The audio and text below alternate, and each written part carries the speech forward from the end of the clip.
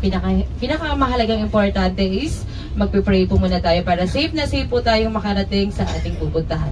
Bibigay lang po muna sa atin ng mga ilang reminders inside the bus. Ayan, para po ito sa inyong safety. Makinig pong mabuti, especially po yung ating mga parents and guardian. Ayan, for the rule number 1, safety first po tayo. Ayan, sabi nga ni ate kanina, uma-under na po yung bus natin. So please, wala na po munang tatayo. Okay kids? Okay po ba yun? Ating kalilimutan, bus number 2 po tayo. Kept tumbling down in the city that we love. Great clouds roll over the hills, bring darkness from above.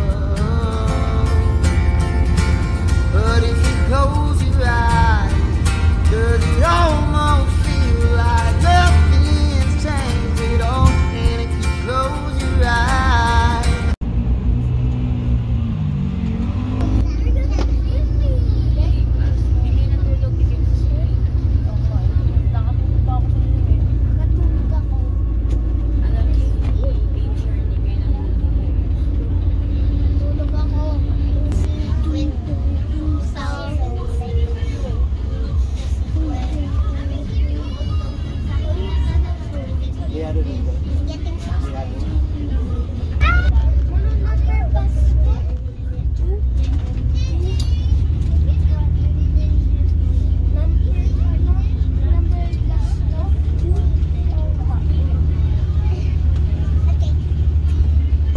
ipapark po ni Coach Captain ang ating bus. Ayan, so habang pinapark po ni Coach Captain ang ating bus, parents and guardian, please paki-double check na po lahat ng gamit.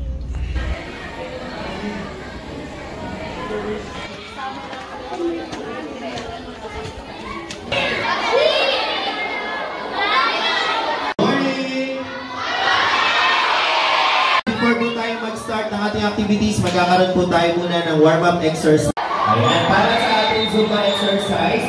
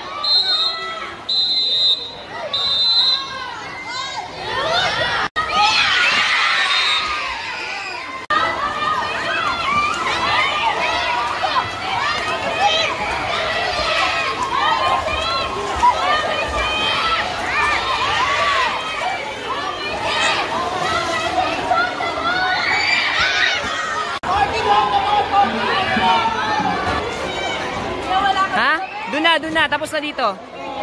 Tapos na kayo? Tapos na dito. Oo,